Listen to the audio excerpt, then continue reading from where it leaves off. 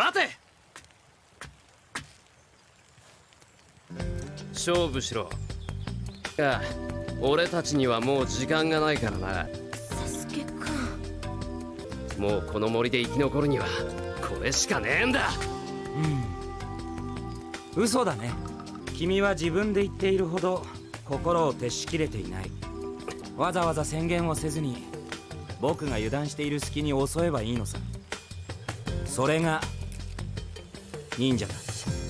This is the most underrated moment in Sasuke's character arc in Naruto Part 1, and it's emblematic of the subtle character changes that occur to create Sasuke's character arc throughout the story. Scenes like this are really easy to miss on first viewing, especially if you're not binging the series, so it's unfortunately easy to miss important parts of Sasuke's arc. There's a reason the most common thing I see people who reread the story say is that they like Sasuke's character a lot more the second time around. Believe it or not, that's the biggest flaw in Part 1 Sasuke's arc. It's too subtle, especially when compared to the other arcs and how they are so blatantly presented to us. Look at Neji. His character arc is bookended by speeches on his worldview that make what's happening extremely obvious to the viewer and is punctuated by a punch to the face.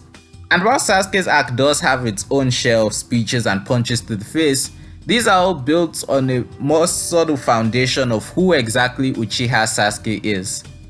And so, in celebration of his birthday, which fortunately lands right on the date I release a video, I'm making this video to explain why Sasuke's character arc in Part 1 is the best arc in the entire series and the foundation that led to him becoming my favorite fictional character. My name is Sasuke Uchiha. It's always been my view that character development and character growth are two separate things. Development is when you show who your character is to your audience, and growth is what happens when you change that. This is why main characters often have an unfair advantage in the long run when it comes to being considered great, while side characters have an advantage in the short run. Minor characters like Gaara and Tsunade experience character growth in the arcs they are introduced in, which works to their favor in implanting a solid idea of what their arc is in the mind of the audience. It's also a lot easier to follow because the important parts of the arcs happen in close proximity to each other. Main characters, however, have arcs that are usually stretched along the length of their story, making it harder to create such a solid idea of what's happening to them. On the plus side, that means they have more time to develop and grow in the short run. I've already shown one scene that illustrates my point, Sasuke's confrontation with Kabuto, which happens 3 arcs after his introduction, or 2 depending on how you count Naruto arcs. This is why main characters often wind up being the ones considered underrated.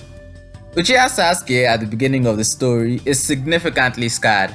This is obvious when you have knowledge of his backstory, which, like any good backstory, puts his current actions into context. When Sasuke was young, he was an exceptional child. He got the highest grades in his class, even in teamwork, and was clearly going to grow up to be a powerful ninja. However, his relationship with his father was significantly strained because of his brother. Where Sasuke was a grade A prodigy, Itachi makes some OP self-insert fanfiction characters look weak. And because of his brother, Sasuke always felt inferior, especially when it came to gaining the acceptance and acknowledgement of their father. But Sasuke didn't hate Itachi, far from it. He loved him and was proud to have such an amazing older brother. That all changed with the Uchiha massacre, as Sasuke was forced to watch his brother murder their family. Everyone Sasuke loved was gone. His clan was dead, his brother was a monster he hated more than anything, and he was alone. His brother had declared him too weak to even bother killing. So Sasuke made it his life goal to get revenge and overcome the insurmountable wall that was Uchiha Itachi. Cut to 6 years later, Sasuke has become a loner who avoids people and is dismissive of the other children in his class. How could he not be? While they deal with more age-appropriate concerns like crushes and dreams of greatness, he plans on hunting down one of Konoha's most dangerous criminals for slaughtering his family. Compared to that, everything else is meaningless. Sakura makes comments about Naruto's lack of parents that betray her childishness. Naruto yells at him and even attacks him, but all that is just a nuisance that shows the difference in their skill after he escapes. However, Konoha trains Genin in cells of 3, so Sasuke is forced to interact with Team 7, and in doing so, he's forced to bring down his walls. Be it offering Naruto food when he was told not to training with him to get stronger, it's clear that he began letting his guard down, and despite everything, was enjoying forging new connections with his team. And it all came together in the moment where he nearly dies protecting Naruto from Haku. The thing about Sasuke in part 1 is that he's extremely protective of his teammates. Sure, he will never admit it, but actions speak louder than words, and Sasuke's actions scream loud and clear. When the demon brothers attack Sakura and Tazuna, Sasuke puts himself between them with no hesitation. When Haku threatens to kill Naruto, Sasuke doesn't even think about jumping in front of him. When Naruto and Sakura and Konohamaru's group were being harassed by the Sand Ninja, he came back to help even though he'd left a few minutes earlier. Even infected with the curse mark, his number one priority was Sakura's injuries. When Gaara had their team cornered and he was low on chakra, Sasuke resolved that he was willing to die to save them. Beneath his avoidance of forming connections due to the scars of his past is another, more prominent desire. A desire to never see his comrades die again, even at the cost of his revenge. Sakura はお前が意地でも助け出せ。Sakura 担いでさっさと逃げろ。少しなら今の俺でも足止めできる。俺は全てを一度失った。もう俺の目の前で大切な仲間が死ぬのは見たくない。ここで終わるなら俺はそこまでのやつだったってことだ。For all the edge he presents, Sasuke still has moments that show a level of softness to him. Before the Chunin exams even began, he noticed that Sakura was feeling down and took steps to raise her self-esteem. He listened to Sakura when she asked him to stop while he was infected with the curse mark, and even thinks about Sakura and Naruto to calm it down, an ability that amazed everyone watching who had more knowledge on what the curse mark was than he did. Beyond their arguments, he shows genuine respect for Naruto's ability and creativity in battle, putting him on the same level as Gaara and Rock Lee as a prospective challenge during the Chunin exams. I also find it worth mentioning that he made a pretty effective team leader in the Forest of Death. However, that's all just very important setup to Sasuke's future, a setup that gives context to the next section on his character growth. All these years, nothing has changed.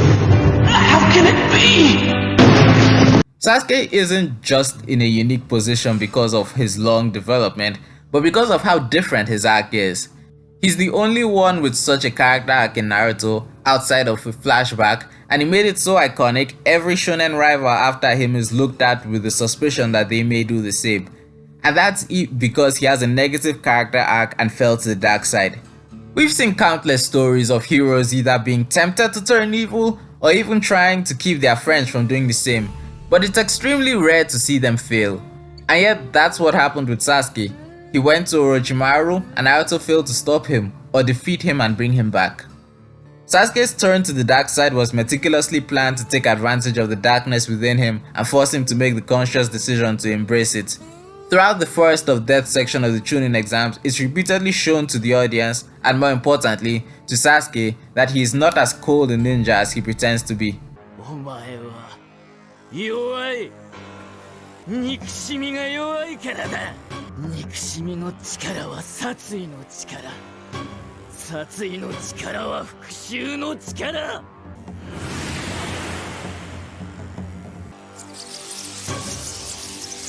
俺は復讐者だ。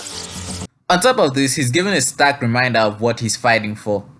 僕に力がなかったからみんな殺された。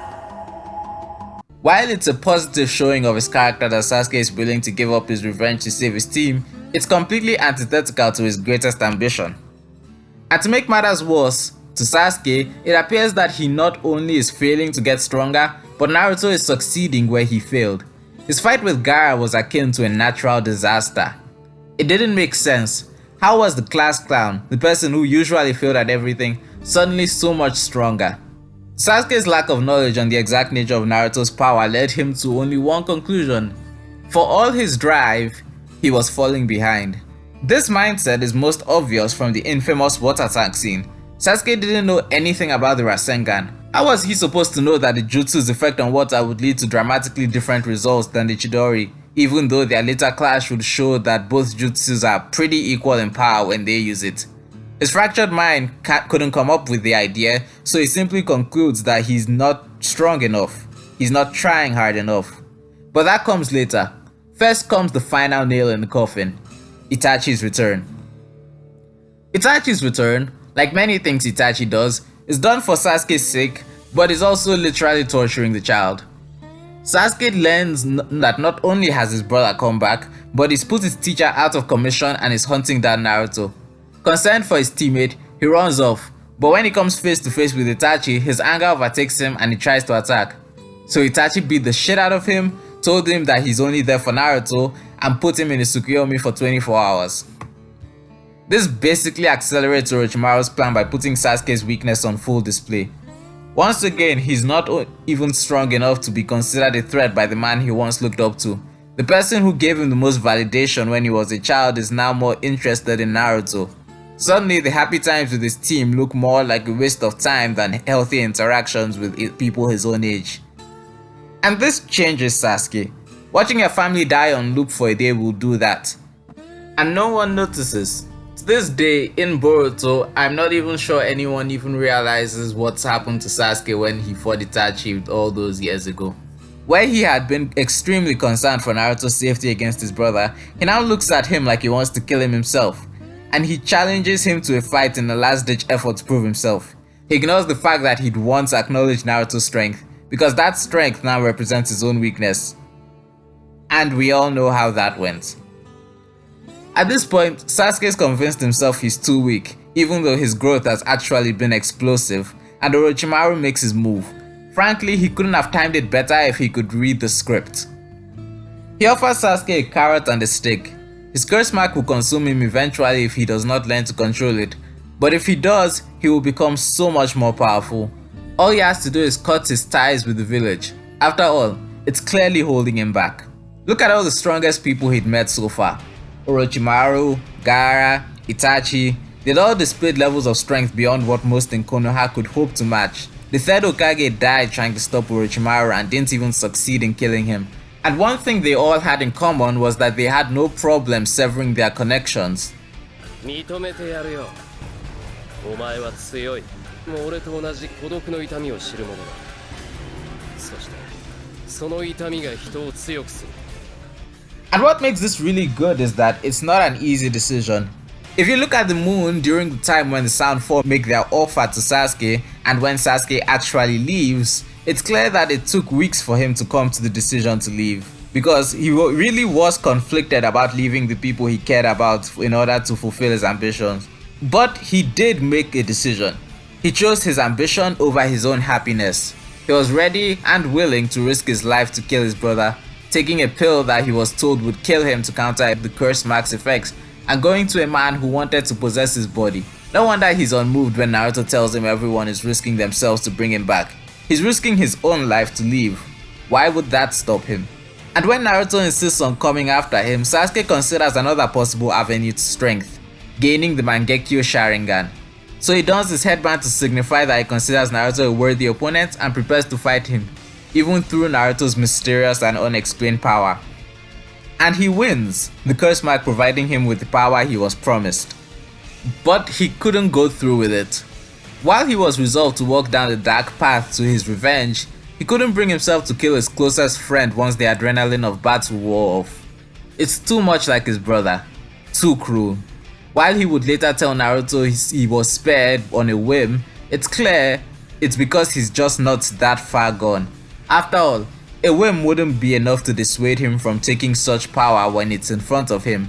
And as Shippuden later shows, while he was ready to kill himself, he was not yet at the point where he would kill others for his own gain, unless they were just as bad as Itachi. Not a drop of blood on him. They called me a genius, but compared to him... There's a reason the Sasuke retrieval arc is remembered to be such a great arc. It's often called the arc where boys became men. And I think an important part of that is because, ultimately, it was a failure. Shikamaru and Kiba couldn't win their battles and nearly died. Neji and Choji won their battles and were put right there on death's door. Shikamaru realized just how difficult it was to be a leader, kickstarting his own character arc, and Sasuke escaped to Orochimaru. And it's what creates an infinite number of possibilities for the story to go forward. Sure, as he was pre-Itachi's return, Sasuke would have made a good rival that supported his teammates, but him leaving actually creates more storytelling opportunities than if he had stayed. Sasuke was in the position to be anything. a hero or a villain.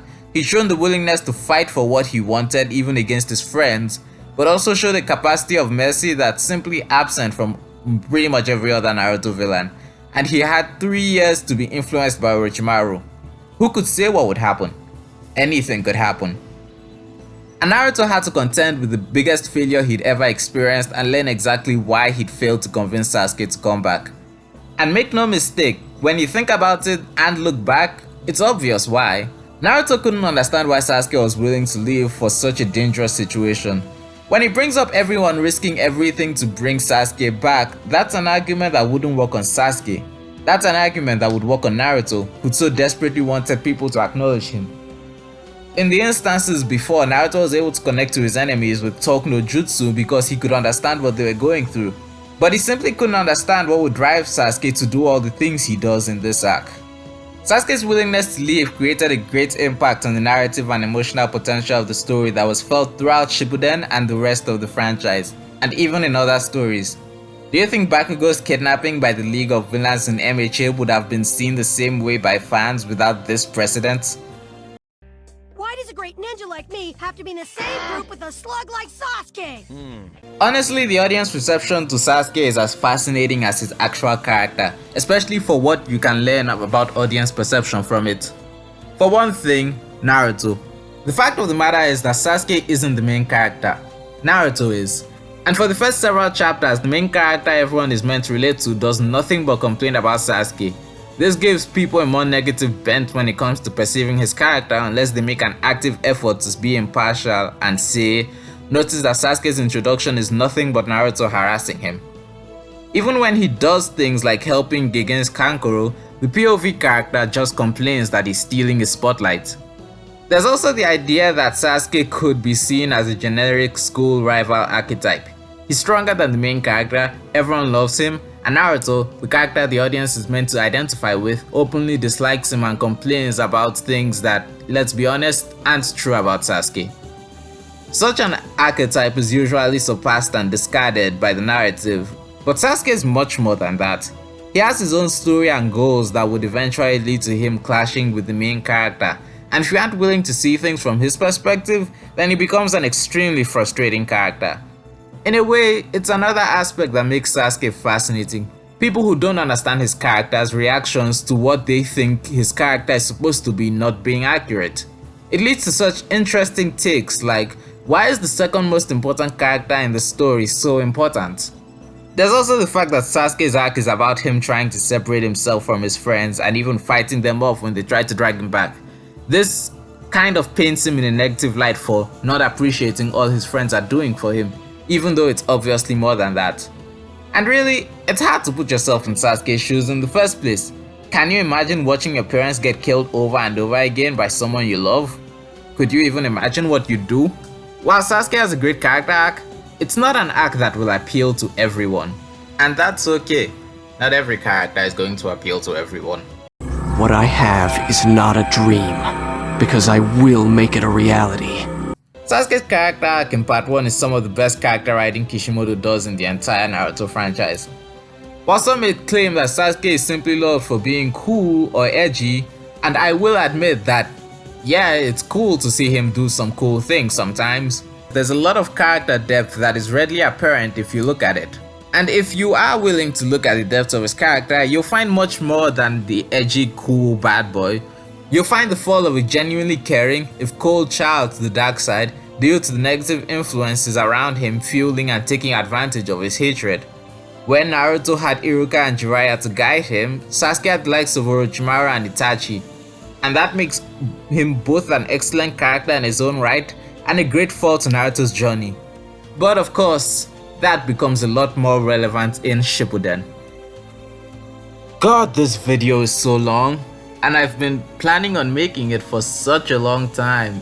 If you enjoyed this video, please leave a like and put your thoughts on it in the comment section down below. And also please subscribe for more content like this or check out my channel. Thank you and good day.